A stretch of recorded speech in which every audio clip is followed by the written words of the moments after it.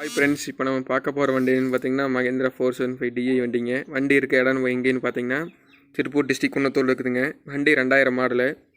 வண்டிக்கு 3 ஓனருங்க. Ordinary steering disc brake வண்டிங்க. வண்டி ரீபெயிண்ட்டு. வண்டிக்கு டாப் இல்லைங்க, வெறும் வண்டி மட்டும்தாங்க. ரேட் வந்து 2,10,000 சொல்கிறாங்க. அவங்களோட நம்பர் வந்து கீழே டிஸ்கிரிப்ஷனில் கொடுக்குறேன்.